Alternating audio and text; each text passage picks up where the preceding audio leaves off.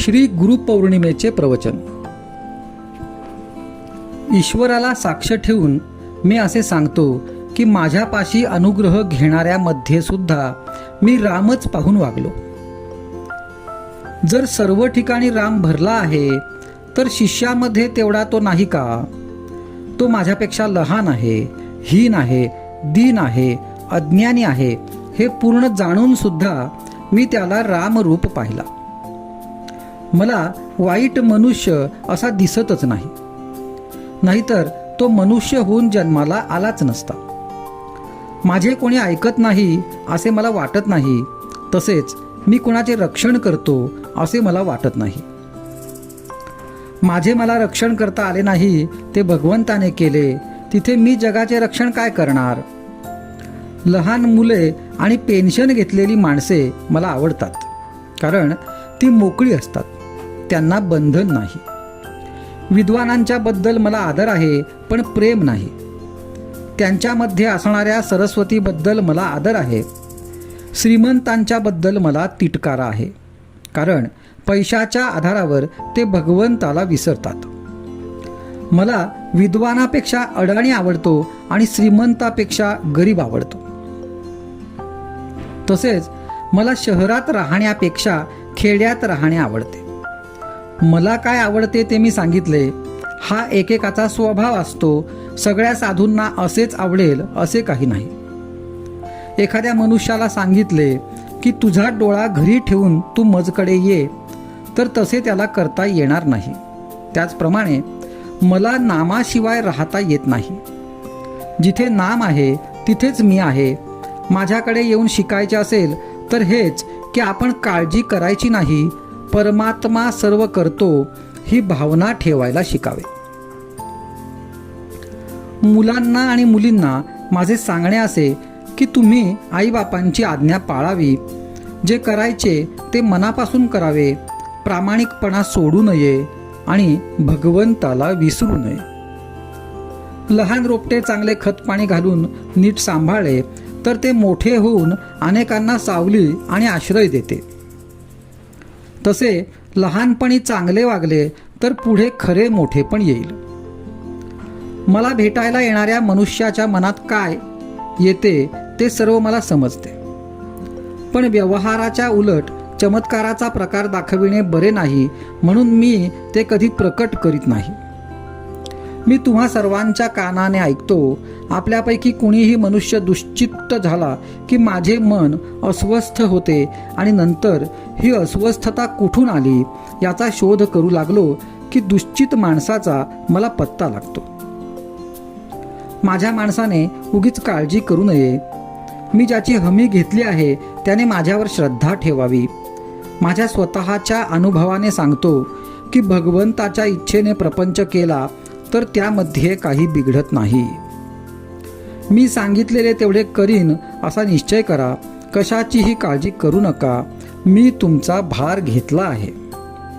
मी तुमच्याजवळ आहे असे मी सांगतो त्यावेळी ती व्यक्ती नसून परमात्म स्वरूप तुमच्याजवळ आहे असा त्याचा अर्थ असतो. मी तुमच्याकरिता सर्व काही करतो आहे. तुम्हाला जे काही होईल ते तुम्ही करा, पण तळमळ करू नका. मीच तुमच्या हृदयात असून तुमच्या बुद्धीला प्रेरणा करतो असे का मानित नाही? वास्तविक जे जे काही तुम्ही करता आहात ते मीच करतो आहे, माझीच इच्छा तशी आहे असे मनी दृढ धरून वागावे. मी कधीच कुणाबद्दल निराश होत नाही. जो मनुष्य म्हणून जन्माला आला त्याचा उद्धार होणारच. आशीर्वाद. गेले 7 दिवस चाललेला उत्सव पाहताना मला असे खरे वाटते की आता तुम्हाला सांगायचे राहिलेच नाही काही. ज्याची आपण पूजा अर्चा करतो त्याचा हेतू लक्षात घेऊनच, त्याचे म्हणणे आपल्याला पटले आहे म्हणूनच आपण त्याची पूजा अर्चा करतो.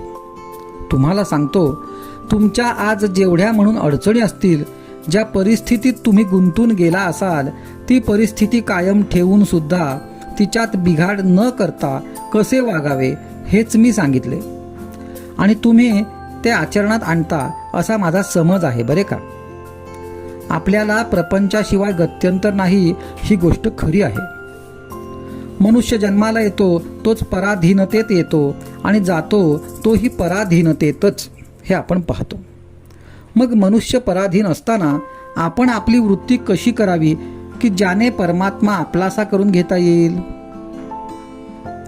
ज्या गोष्टीची आपल्याला अत्यंत आवड तेच आपण भगवंताजवळ मागणार, आणि अत्यंत आवड जर कोणती असेल तर ज्यात माझा घात आहे तीच आवड मला निर्माण होते आहे, हे आपण पाहतो. म्हणून मला सांगायचे असेल तर एकच, मी भगवंताजवळ काही मागण्यापेक्षा, भगवंता तू दाता आहेस, तू सर्व उचित करणारा आहेस, योग्य तेच करणारा आहेस, तेव्हा मी तुझ्याजवळ काही मागण्यापेक्षा परमात्मा तुला योग्य वाटेल ते तू दे, असे म्हणणे जरूर आहे. ज्यात माझे कल्याण असेल तेच तू करशील यात शंका नाही. मग मी काहीतरी मागून माझ्याच पायावर मी धोंडा पाडून घेण्यापेक्षा परमात्म्या तू देशील त्यात मी समाधान मानेन. ही हमी आज आपण भगवंताला देऊया. मागणारा मनुष्य आपली योग्यता बघून मागत असतो. एखादा भिकारी आला तर तुमचे घर माझ्या नावे करून द्या असे कधी म्हणायचा नाही. तो म्हणेल मला 4 पैसे द्या, 1 वेळचे अन्न द्या. हे जसे तो आपली किंमत पाहून मागतो तसे दाता कितीही मोठा असेल तरी आपली किंमत पाहूनच आपण मागणार. अहो तो दाता भगवंत म्हणजे कसा, वस्तूशिवाय समाधान देणारा आहे. म्हणून भगवंता तुला आवडेल ते मला दे, मी जसे व्हावे असे तुला वाटत असेल तेच मला दे, हेच मागणे जरूर आहे. जगामध्ये आपण पाहिले तर 2 प्रकारचे भक्त आहेत. एक भक्त तुमच्या आमच्यासारखा आहे. तो म्हणतो भगवंता तू माझा कधी होशील, तू माझा होऊन राहा म्हणजे मला कशाची ददात नाही पडायची. म्हणजे खोटा खटला केला तरी निकाल माझ्यासारखा लागेल म्हणतो. दुसरा भक्त आहे तो म्हणतो भगवंता आता माझं उरलं नाही काही, आता मी तुझा होऊन राहीन. यातला फरक तुम्हाला कळतो आहे. तू माझा हो म्हणत असताना मी आहे तसाच कायम राहीन, जे जे मला हवं आहे ते ते तू पुरव असे म्हणतो. आणि दुसरा म्हणतो रामा आता तुझ्याशिवाय मला काही नको, आता मी तुझाच होणार. आपले मन आपल्याला काय सांगते, आपण कोणत्या भक्तांपैकी आहो?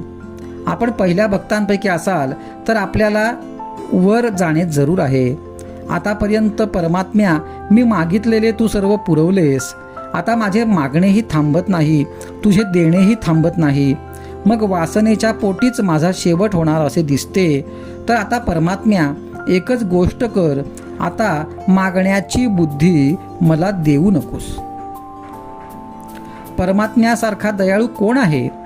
लहान पोर आईच्या मांडीवर असताना आईने चमच्यातून काहीही आणले तरी आ करून पिते, तसे आपण भगवंताजवळ राहिले पाहिजे. खास त्या मुलाला खात्रीच असते आपल्याला मारण्यासाठी आई हे आपल्याला काहीतरी देते आहे अशी शंका सुद्धा त्याला कधी येत नाही ना. तसे मी म्हणेन परमात्म्याने ज्या अवस्थेत आपल्याला ठेवले आहे त्या अवस्थेतच समाधान मानणे तुमचे आमचे खरोखर काम आहे. पण व्यवहाराची संगत तर सुटली नाही आणि भगवंत तर हवा. या अवस्थेत आपण काही करणे जरूर असेल तर व्यवहारात प्रयत्न करावा, अगदी आटोकाटीने करावा, पण फळ मात्र भगवंता तुझ्या इच्छेने काय मिळायचे ते मिळू दे असे म्हणून त्यात समाधान मानायचा अभ्यास करावा. तरच तुम्हाला साधेल, नाहीतर नाही साधणार काही. आणि हे जो करील त्याच्या मागे परमात्मा उभा राहील. मनुष्याचे जीवन अति क्षणभंगूर आहे.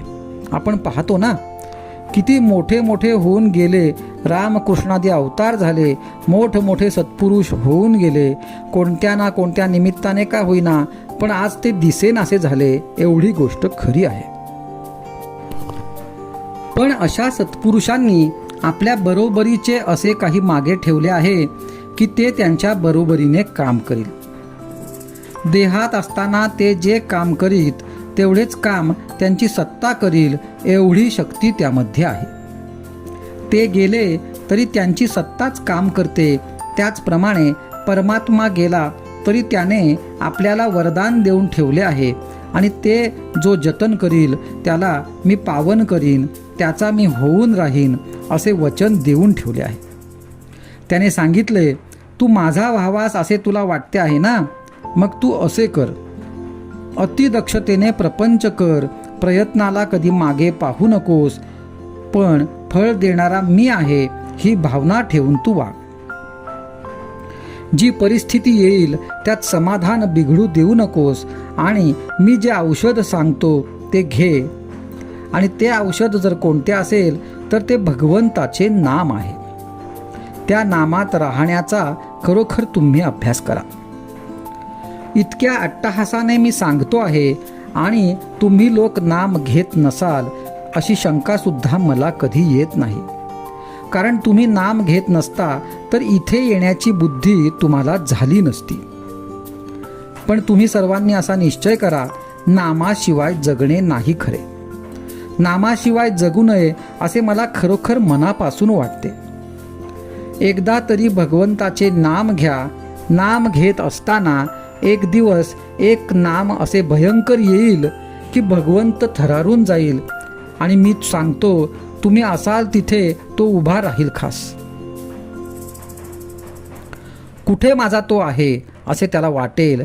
मी सांगतो हे काहीतरी सांगतो आहे असे समजू नका बरे का. त्या नामावर विश्वास ठेवून तुम्ही वागा. नामावरची निष्ठा कशी काम करते हे ज्याचे त्यालाच कळेल. तेव्हा तुम्हाला एकच सांगणे आहे, ही जी पूजा तुम्ही करता तुम्हाला सांगितलेले आचरणात आणाल तेव्हाच ही पूजा घेतली असे समजा. आणि हे जर कराल ना तर परमात्मा हात दिल्याशिवाय कधी राहायचा नाही. परमात्म्याला आम्ही दुःखी राहावे असे कधी वाटत नाही. म्हणून परमात्म्याचे होण्यासाठी एकच त्याच्याजवळ मागू, तुझ्या नामात प्रेम दे, एवढेच मागू. नामाचे प्रेम ज्याला लागले त्याच्या मागे परमात्मा उभा राहिला हे अगदी सत्य सत्य त्रिवाच्या सांगतो बरं का. आणि इतके जर केलेत तर गुरुपौर्णिमा केल्याचे श्रेय तुम्हाला परमात्मा देईल. आता एकच करा, थोडे तरी नाम घेतल्याशिवाय राहू नका. त्याला मोठी क्रिया आणि विधी असतो असे काही नाही बरे का. आवडीने प्रेमाने भगवंताचे नाव घ्या. एकदा तरी त्याला कळकळीने अशी हाक मारा की भगवंताला तुम्हाला येऊन भेटावेसे वाटले पाहिजे. असे तुम्ही करा. राम तुमचे सर्वांचे कल्याण करेल. सर्वांनी आपला प्रपंच उत्तम करा.